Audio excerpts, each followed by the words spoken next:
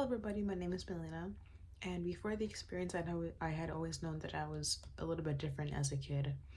I remember from as young as 8 years old not really feeling that well or happy about who I was as a person or my life in general. And when you're 8 years old, when you're that young, you don't really understand the kind of gravity that those feelings hold. And because I didn't understand exactly what that had meant, and because I was afraid of how my parents would react to it, I never told anybody about what I was going through or what I was thinking or feeling.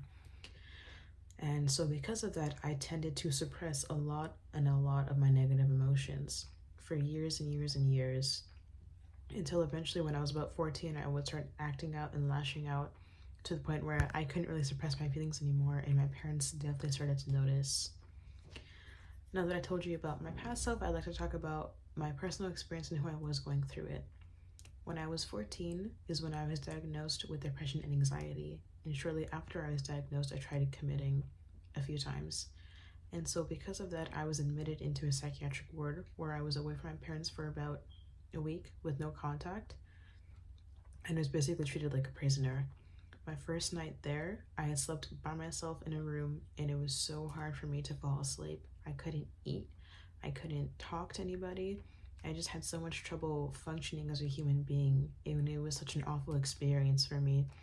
And thankfully, I was let out soon after I was admitted. I've told you about my experience. Now we'll talk about myself after the experience and what I've learned from it.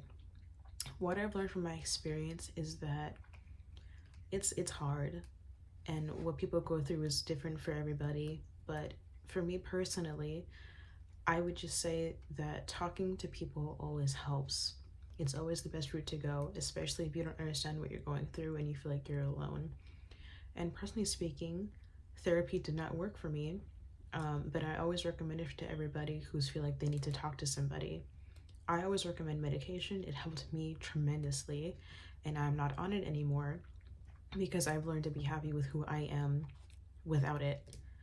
And although some people are really scared of that, I always recommend it as kind of like a kickstart, just to help you get up there in the first place, and then eventually you'll be able to land on your own 2 feet, just like how I did.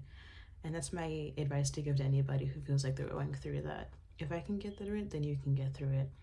And I think a lot of people tend to forget that you'll be here in 5 years, you'll be here in 10 years. It's really hard to think about that in the moment, but I promise that you'll get through it, and you will be here, and you will be with your loved ones.